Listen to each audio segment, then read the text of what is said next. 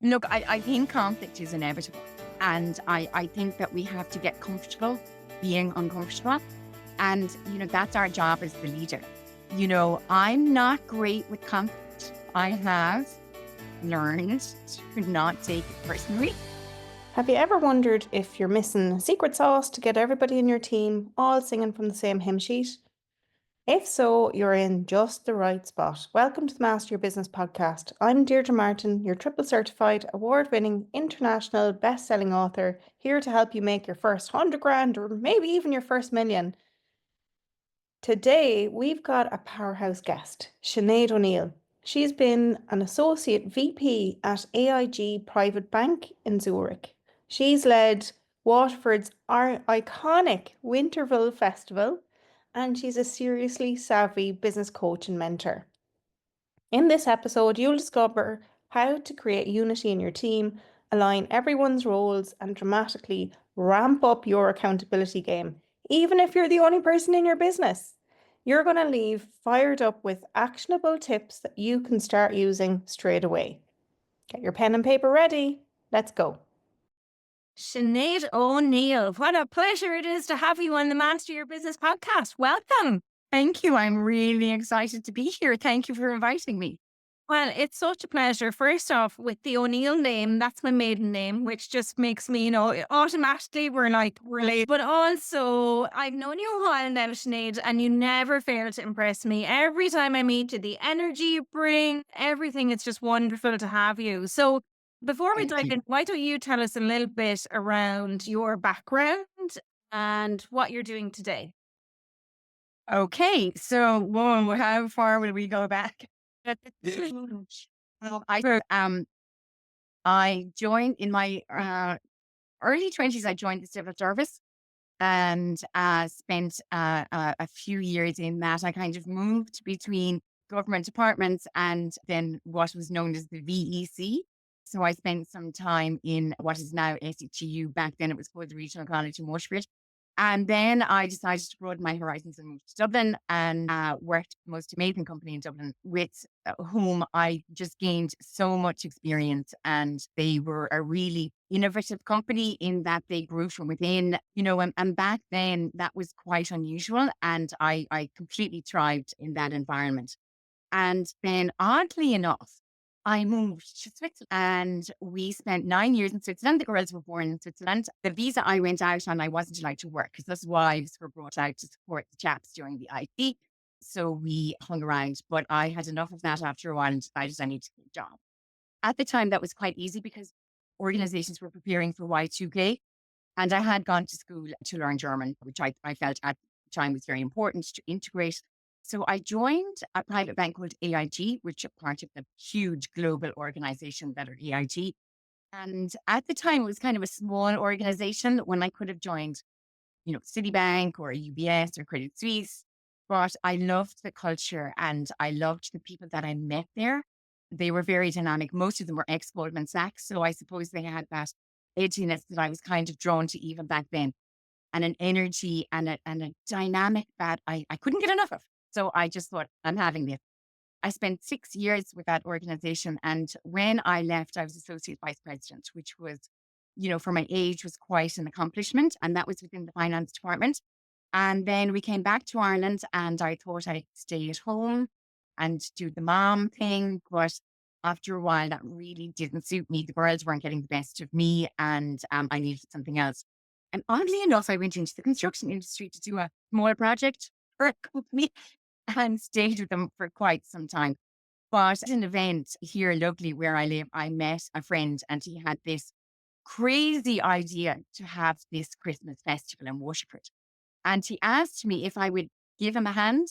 And that transpired to be a game changer for not just for me, but for the team that were involved and for the city. We formed Winterval, which is now a phenomenal cultural piece in the city every year. And we did that for 5 years. And I suppose the reason I was invited to join was because I had the background of visiting all of the Christmas markets and all of that good stuff, in Zurich, where I was based in Switzerland. You have access, to Italy, to France, to Austria, to Germany. within an hour or two from your front door, which was hugely exciting. So the deal always was when we would be coming back at the weekend from skiing, if I drove, the guys would go to the Christmas market or the Christmas festival so that they could have a beer or a glühwein. So that was always the deal. So I was involved with Interest from 2011 until early 2017, which was huge. I was a consultant to Waterford City and County Council, and really that was the start, the beginning of the end, as they say, for me going to work for myself. I was lucky enough that my husband had his own private company. So I was able to, and I was obviously silently involved in that. So I was able to do that. So really, I've been working for myself now 2013. COVID, as it did for everybody, changed so much. I needed to be at home with the girls. I had taken my coaching qualifications in 2015, and I was coaching in winter or in COVID when I didn't really know what I was doing. And I thought, maybe I should be getting paid for this. People wanting to leave jobs, people changing careers, it changed so much with people in the workplace. So I set up my coaching business. And here we are today. Here we are today. And so, in that coaching business now, I know it's a lot of coaching and mentoring that you're doing. And I know that the types of people that you tend to work with tend to be small business owners like we are, Sinead, but also they have teams, and even some of them are organizations with big teams as well, because teams are your thing, right? They Talk, are. Yeah. talk to us about the teams. Well, I suppose as CEO of Winchfell, I was managing a huge team, right, or leading a huge team. And I suppose I am energized when I'm surrounded by people. So within, I suppose the business has really gone, yes, of course, there's that coaching element now, but it is mostly mentorship.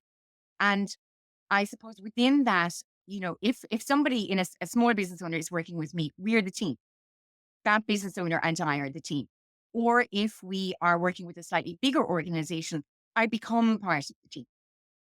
So I get stuck in and I work with organizations and I always say to them, I'm going to say we, us, because I am in it now. I'm part of that team.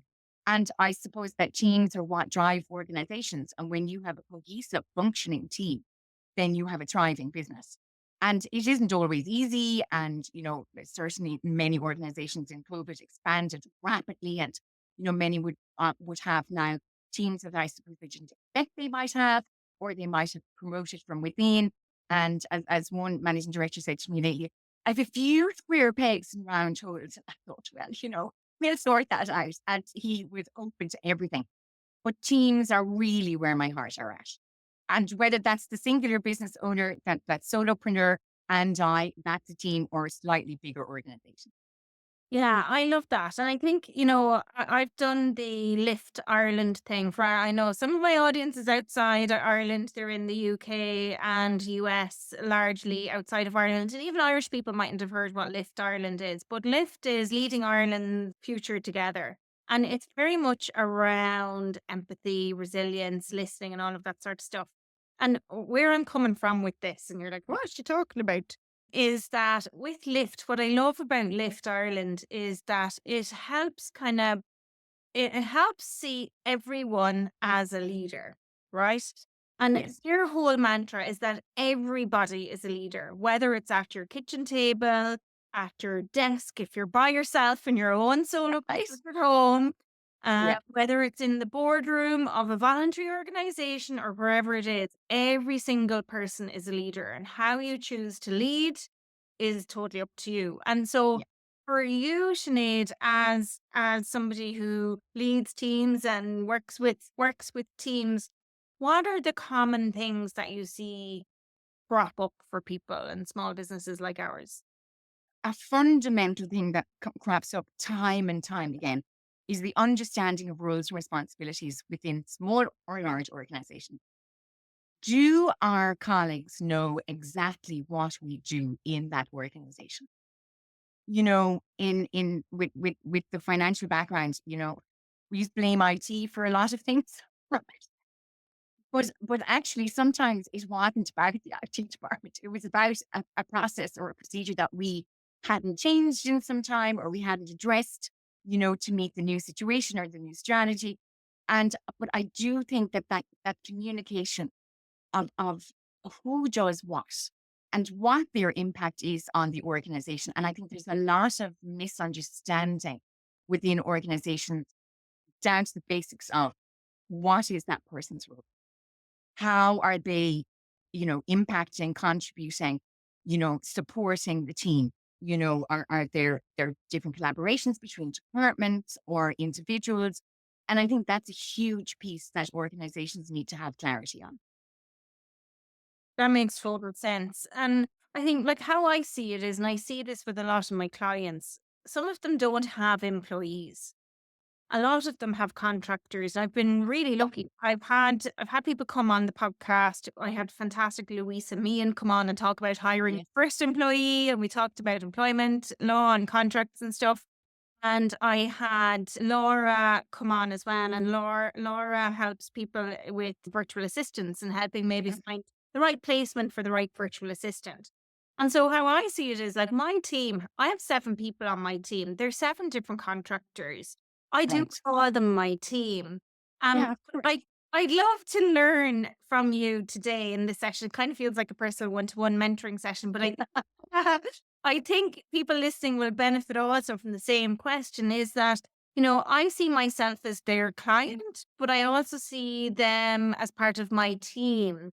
So, what would be like, how could I do this better? Or if you were coming in as my mentor to help me improve this team and the dynamic, the roles, responsibilities, and all of those things, and really get clarity on that, where would we start? I suppose we'd start by being clear about what each person's responsibility within your team is, and Hmm. to ensure that they understand, who else is on your team. I find a lot of, and you're right, we hire contractors, we don't take on full time PRSI employees.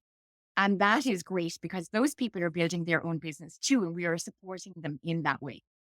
I think everybody on the team should know who else is on the team, what their role within that team is, and to see if we can have that cross discussion from time to time now. I mean, time doesn't always allow, but to have that understanding of, again, as I said earlier, that impact that each person is having as part of that team.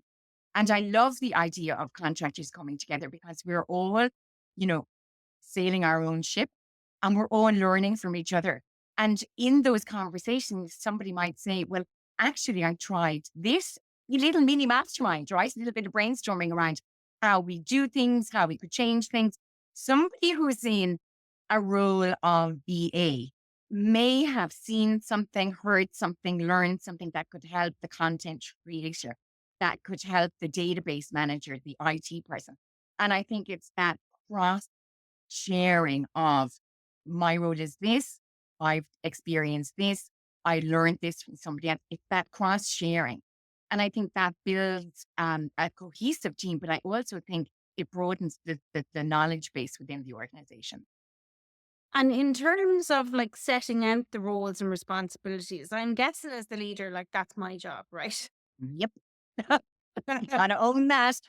And I think sometimes as an entrepreneur where I'm growing and I'm feeling my way through things, and I know, we're probably all the same, but it's like how in terms of that role and responsibility, like how can I clearly articulate what that is, or is there a smart way to do that, or where do you begin? I think there is. I think, as solopreneurs and entrepreneurs, when we get to that stage of I need to hire a VA, I need to hire a content creator, I need to hire a social media person. I think that we first of all need to clearly define what we need in our business. Because ultimately, when we hire somebody, we are removing responsibility of a role from us to free up our time to work on the business and maybe not always in the business. And sometimes people say, oh, I want to be in the business, and that's okay. But if you're hiring somebody for a specific role, you need to be very clear what the outcome of hiring that person, what the benefit of hiring that person is for you. So a practical tip is if you say you want to hire a VA, is the VA going to do the answering the emails, setting up the booking system, sending out the invoices? Are they going to be doing accounts? what exactly is contained in that role, and be very specific about it. What is the outcome for you if you have somebody now managing your email, managing your schedule, doing your invoicing, doing your kind of base accounts every month, that return, that sort of thing. So clearly defining what their role is and what outcome and benefit that role will be to you. That makes total sense. And I think so, like what you said at the start there is it comes back to literally what we Yeah, need, and then figuring out from there. And I know for me, it's definitely been true that we have kind of felt our ways we've gone because I think those needs have evolved, right? for So sure. it's like, and that's why I have seven now. Initially, I started with my podcast VA, and it was like, oh, do you have extra hours that maybe you could do this over here? And then it was like, okay, she was like, actually, I don't enjoy that. And, I'm like, okay, so if you don't enjoy that, that's zapping your energy. We need to find somebody who can do this. And then the team kind of started to grow and evolve. Right. But I think that point was a huge learning curve for me because I realized I had somebody in a role that wasn't playing to their strengths. And I remember doing that strengths finder 10 years ago. Right. Back Yeah, yeah. then.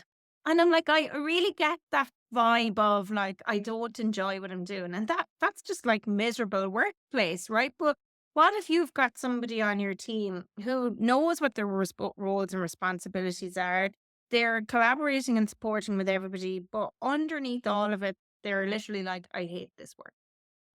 I think you and I are long enough in this leadership game to know to be able to read the signs. And sometimes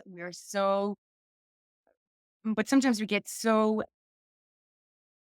dig too deep, and sometimes we're not able to see the wood through the trees. But I think if we are getting a sense or we're getting a feeling that somebody is not really enjoying what they're doing, I think we have to speak to them about it. I think we have to call them on it. And that I think that open, honest dialogue will benefit you as the business owner and also that employee or that contractor. And that doesn't have to be a complex situation. It just has to be an open conversation. I'm feeling that you may be a little bit unhappy. Is there something in the role that's taking your energy? I say to people, what's living rent free in your head? We need to get that out of there, and that can be anything at all across the whole myriad of just being a human being to being a business owner to being whatever. But you get a sense if somebody is not quite playing to their strengths, not quite giving 100%, or they're a little bit low in energy from when you first met them and when they first started doing the job. So I think if we feel something or if we notice something, ask the question because they will benefit equally from that question being asked. And it can sometimes just be a game changer for people. I say, oh, absolutely detect it.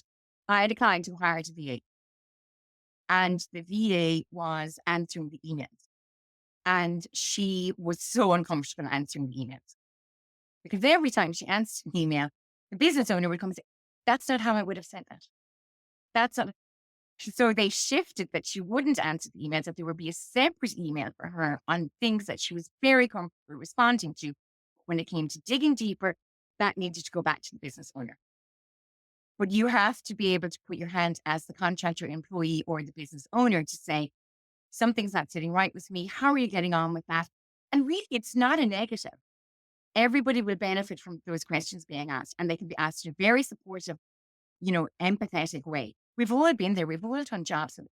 For me, eat the frog, get them done in the morning, and then you can get back to the house. Yeah, it's so true. It's so true. And I definitely see that. And sometimes what it is actually is it's scope creep, right? It's like where the work that you'd started to do expands and all of a sudden you're doing things because you're trying to people please, but actually, and maybe if you're starting out in your business and you're a contractor as well, it could be because you need the money and you're like, oh, I'm already working with this person. What's an extra couple of hours? But actually what's happening is it's scope creep and you end up taking on work that you don't enjoy. Absolutely. Absolutely. So like somebody said to me about, during their social media posting, particularly on Facebook, I'm like, whoa, no, not my area of expertise. And I'm certainly not going to do it just to get that extra funding in every month because it's just not something I enjoy, not something I've done. I will help them in the research piece while they're developing their strategy and analyzing and looking at it, please don't ask me to do it. I'm not a marketeer. And Sinead, let's say once you have the people on the bus, let's call your business the bus, right? Love it. And I'm Yeah. like, I'm going with what's his name, Jim Collins from the Good to Great, and I've read that book, and I do think about this when I'm looking at team, or sometimes if people ask me about teams as well. I kind of think, do you have the right people on the bus? And if they're in the right bus, are they in the right seats in the bus? And it's kind of like as the team grows and expands about knowing, like, you have a good person and you don't want to let them go, but maybe they're just not in the right seat on the bus. So Right. for you, if you have you come across that with clients, and where do you guide them or steer them in that situation? Yeah, certainly I've come across it, absolutely. And it just brings me on a throwback to when we would be going to athletics meet as teenagers. And, we'd be on the big bus, we'd be going somewhere like the Mardyke, in Cork or up to Limerick. Now UL didn't look like that in my day. But you had all the messers down the back, and you didn't sit at the back of the bus because you were a serious athlete and you needed to eat properly and you needed to get your head ready for the meet and, all of that good stuff. And I think we noticed people on the bus slipping to the back. And we know that as they move back, maybe only a seat or two at a time, but they're moving back. And I think that their energy drops significantly or it skyrockets and there's that giddiness. And I think that's a flag for any business owner. And again, for me, the key to having a functioning, cohesive team is communication. And if we're not speaking with our team, and I fear that most leaders forget this, a simple conversation, a simple question can give somebody the out to say, oh, actually, really, I'm struggling, or that's not working for me, or thank you for asking, but I think I've come to the end of the line. Maybe within bigger organizations, they can take a step to the side, maybe take a step back if they've got other stuff going on in their lives. But for a successful leader has to be a communicator. And if we're not empathetic in that communication, we're making a path for failure for ourselves and for our teammate.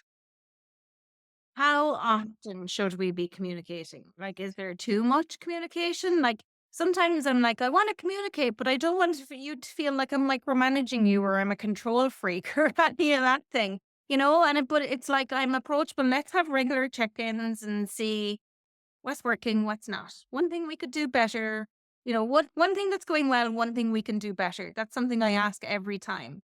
There's magic in that. I love that. Yeah. So I think when you are working with people for a short time, you get, that you need to spend a little bit more time with them or a little bit less time with them. Ask them, how often is too often? How often is too little? How can we find a communication spot within the diary that works for you? Some people might say, I'd like a text every day to check in on me if they're working remotely or they're independent contractors, that they're not sitting next to us like the good old days in the office, right? And they might like a text every day. They might like a phone call every day. Now, a phone call every day is not exactly practical when one has a team of 7. However, a quick into the WhatsApp group, how's everybody doing today? Checking in, happy Monday. Hope you all had a great weekend. Looking forward to our team meeting on Thursday. Here if you need me, shout. They will tell you how often they want to be communicated with. And we do need to check in, or everybody has KPIs, everybody has measurables, we have metrics that we need to observe in our business. And we will know if the work is being done as we have set out. And then we may need to step up those contacts for a little while just to make sure that we're not missing anything or there's not something alternative going on. But I think have the conversation. What's too much? What's too little? Where can we meet in the middle on this? And express your needs. I say to people all the time, you must communicate your needs. I'm not going to communicate if the dishwasher is clean, empty it, because that's not communication. That's just somebody who's really not buying into the house. So it's right as a team player. But I think if we're communicating our needs, then there's no mystery. I have to communicate my needs. If I'm feeling like I need, time out, if I'm feeling like, I need to go offline for a little time and work on something that's really important, a proposal or a submission, communicate it. People are not mind readers. They can't read our minds and know what we need. We need to tell them what we need. Yeah, it's so simple when you say it out loud, but like sometimes when you're in the weeds, you just don't see it, I think, and for me, I have like a regular cadence set up where we have our team meeting every Monday and everybody Yes. comes.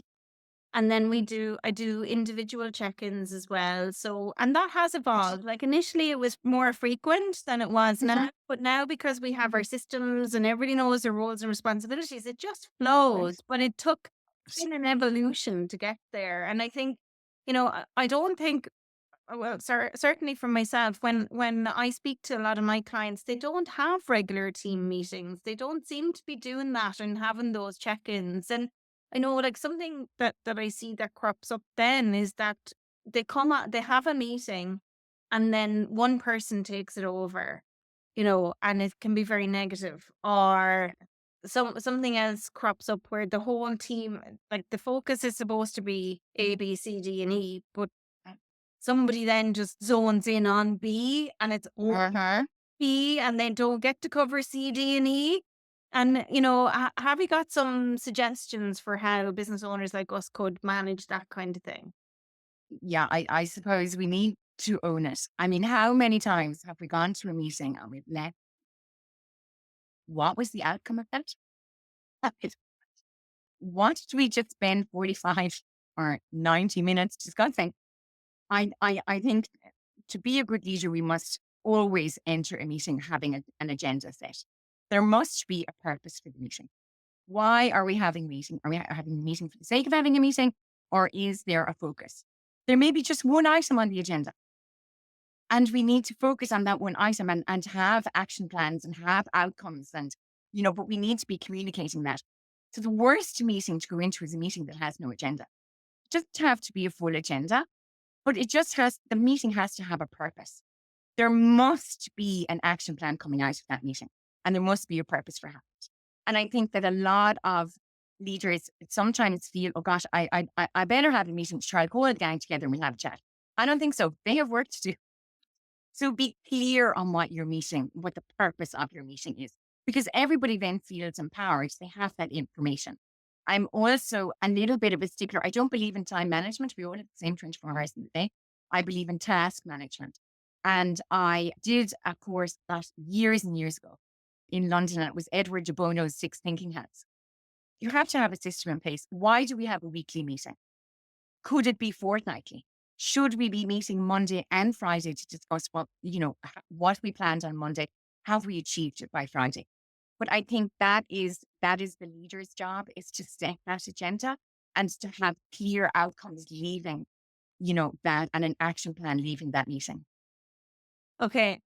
First off, now that you've mentioned the six hats, I need you to explain a little bit more about what that is, because that was one of the best exercises. I only heard about it last year, and it was one of the best exercises I came across. Okay. Uh, but also, I think it's really relevant to what we're talking about in so many ways, because first off, sometimes with the team, the whole idea of having a team, especially if you're a business owner with a contractor, as I said, I see myself as a client of those contractors, Yeah. but also they're part of my team. And so it is a case of how can I think differently and what can they bring, and creating that space sometimes to have that sort of brainstorming session is invaluable. I've certainly found that in my business. So the six hats exercise we've done that with Brilliant. with my team. So I'd love for you to share what that is. I think it'd be invaluable for listeners if they've never done a sort of a brainstorming session with people on their team. Okay.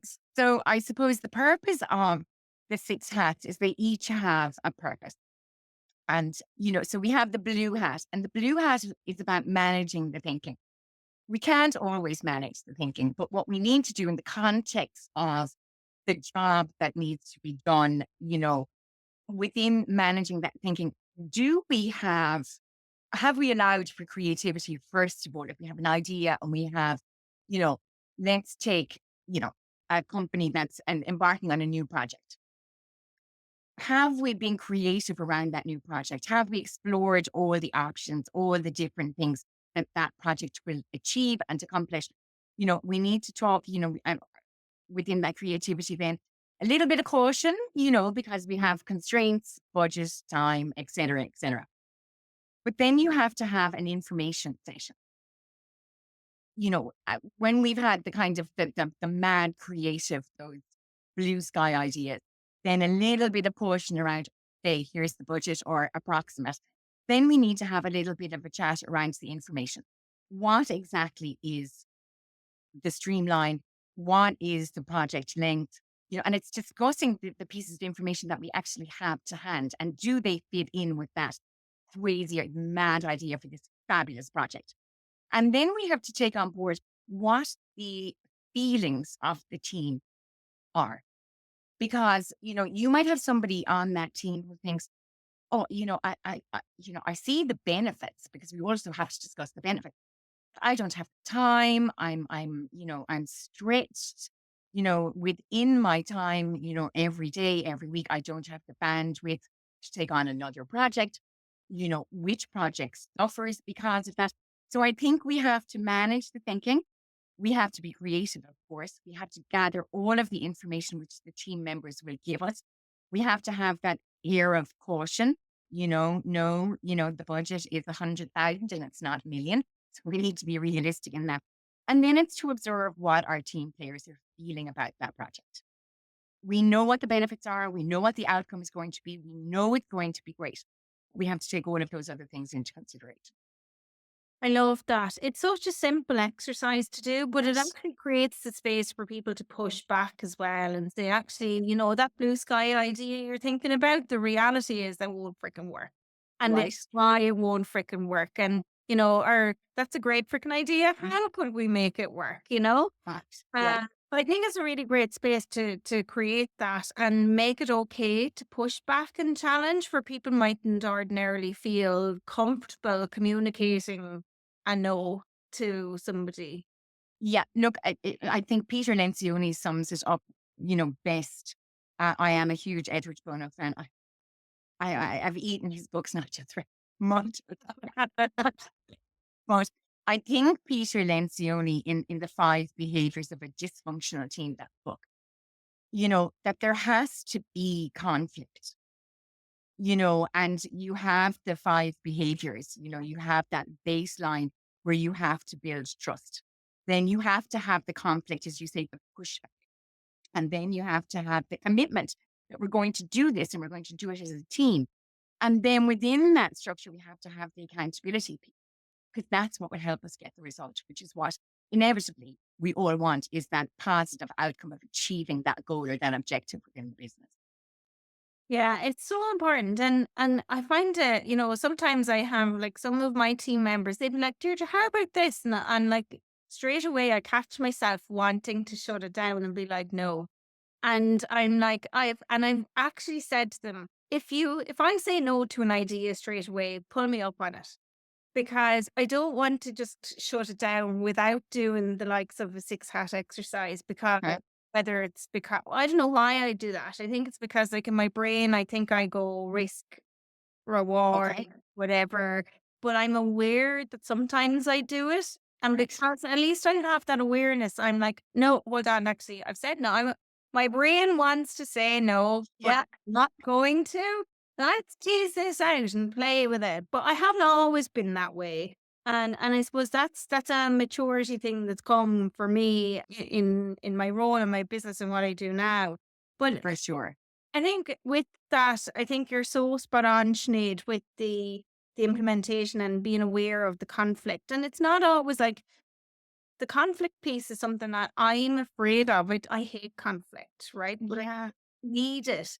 And I know how important it is in communication to be able to do that. But for anybody who's like me who doesn't like conflict, Uh, where or how can they manage that? What if there's conflict amongst the team? What do you suggest there? Look, I think conflict is inevitable. And I think that we have to get comfortable being uncomfortable. And, that's our job as the leader. I'm not great with I have learned to not take it personally. which can be really difficult. If you say something, people say, absolutely not. No. And I'm like, well, whoa, shut me down now. And I'm just saying 5 words. And often when we shut an idea down, it isn't a negative and it isn't conflicting. It may not be the right time for it. Now, I love that you say, hang on, let's go back there. Or say, can we take this to another time? I want to explore it more with you, but this, I can't fit it into this meeting structure. Acknowledge it and don't take it personally. I think conflict is hugely important because there's going to be things on teams where we will absolutely, categorically, absolutely, utterly disagree with each other. But we have to have a conversation, and what we have to have within that conversation is respect. You are entitled to your opinion. It's only an opinion.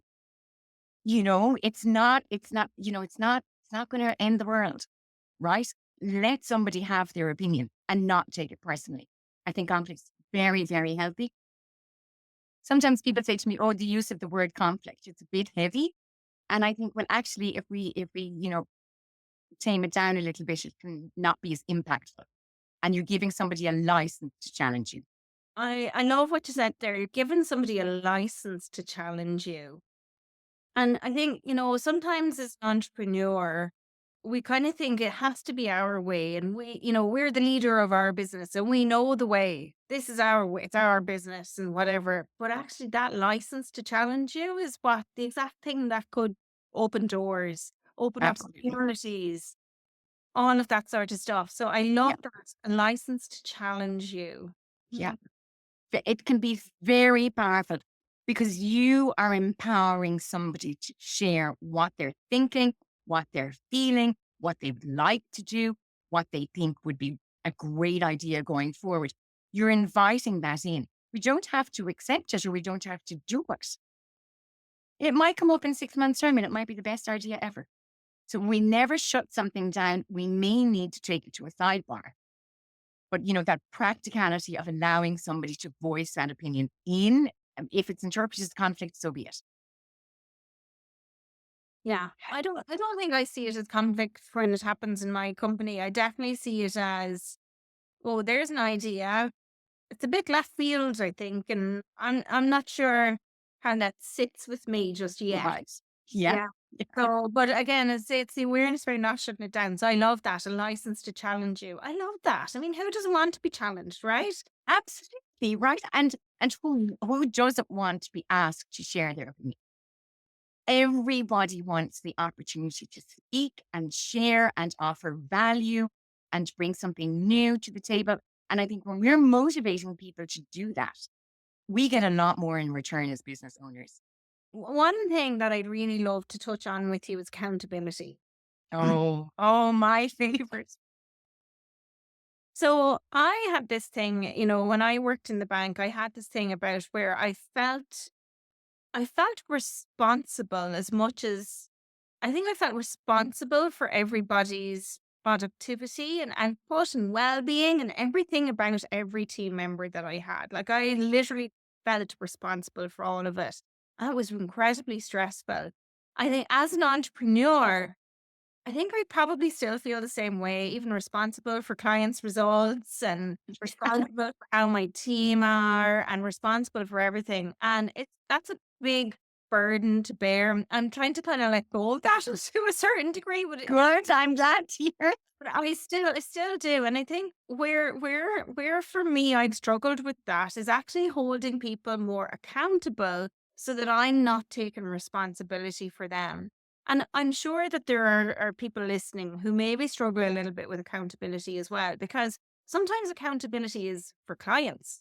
Sometimes it's for team members. Sometimes it's for family or whoever else. It's also for ourselves. And I think as entrepreneurs, accountability is something that's so relevant and important. And I'd love to hear what your thoughts are on that, Sinead. Look, I think accountability is huge. And I suppose we know each other quite well now. You and I have always had coaches. We've always had mentors. And I'm so aware of that responsibility piece that, if somebody is my client, I am accountable. I'm responsible for everything and am I holding them to account? We need to be held accountable in two different ways. So we have our clients and we have ourselves. If it's not serving me, that overwhelming piece of being responsible for everybody, their home life, their work life, their project delivery, their, delivering our results, all of that good stuff, we need to kind of lose that a little bit. It isn't practical for us to be responsible. However, we do need to develop the tools to hold people accountable. Holding somebody accountable is not aggressive. This is the task. This is what we've said we'll deliver. Is it done? If it isn't, why not? What can we do better? What can we change? How can we work through it? Or if it is done well and it's on time and in budget and all of that good stuff, well, what did we learn? Is there anything we would change going forward? Have we found a nice formula for this project or this kind of delivery? But accountability is really important, and everybody within an organization has to be accountable for something. Back to the roles and responsibilities. I know what my role is. I know within that role what the responsibilities are.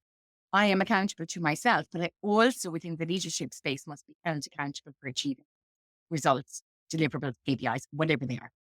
And I think accountability for business owners is really important. And that is why I have always had coaches and mentors. I have a process within my mentoring service that I call the offload. So we operate on an app that isn't WhatsApp, and we operate on the app, and that person has access, that client has access to me 24/7 on that. They can send a text message, they can send an attachment, they can send a voice note. I like the voice note because it's a big fat button for my thumb, right? And it's really easy. They are offloading what's going on. Instead of waiting on to say, oh, I must say that to Sinead next week. Jump on the app, leave the message. That is now offloaded onto me. I am held accountable by making sure that I have all that information ready for our next meeting. That's my accountability piece. But I have it on the app. We can revisit what the subject matter was. Every single business owner must have accountability. I have an accountability buddy. She is Katie. She lives in upstate New York. She is amazing. We hold each other accountable all the time, and we use the same app. I use the app only for clients. I don't, with the exception of Katie, she's the only other person I have on the app. We have to have accountability, but we need to communicate, again, communication, what that accountability piece is. I'll give you a call on Friday to see how we accomplished all we have set out to do this week. That's our action plan. I am going to hold you accountable for that. That's not like the good old days with the big stick where the boss would come in shouting and roaring, have we delivered, have we achieved, particularly in jobs like, let's say sales roles or things like that, you were supposed to bring in 20K this week. The numbers are showing me 12, and yada, yada, yada, and you have all that chaos.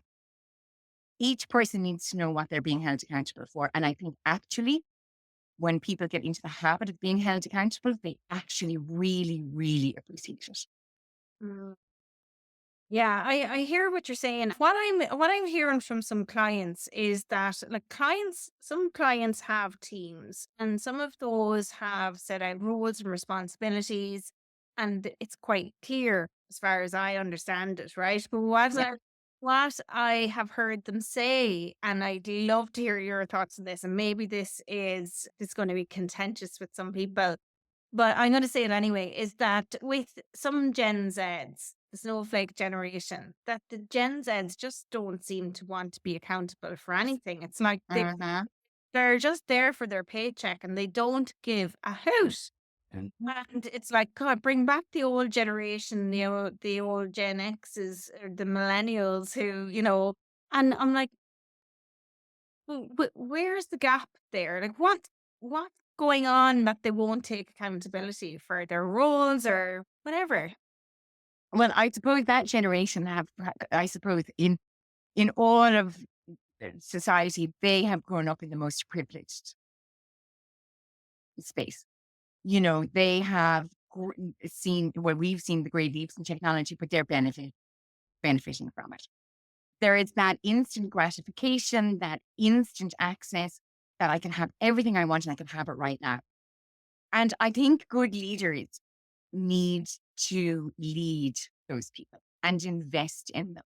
Because I think if we scratch the surface, they do want to be accountable and they do want to expand. I'm not sure that the leaders of today are giving them that time because of that instant gratification. We're not from a generation that every day your boss came around and high-fived you, told you were doing a great job, right? But but they're getting that instant gratification all the time on social media, on who they're being influenced by. And I think we need to invest time in them and we need to teach them some of the old tricks of the trade and give them practical tips. They need to understand what we had to go through to get to where we are today. That you can't have, now they do have a lot of stuff instantly and that's an issue, right? But they have grown up in that privileged society. And while we can't take that away from them, we can help them to understand that it hasn't always been like that. And they are not going to progress in an organization unless they accept and are held accountable. And so, Yes. for somebody who has not done this before or is hiring a Gen Z, and you talked about tools and tricks for accountability, right?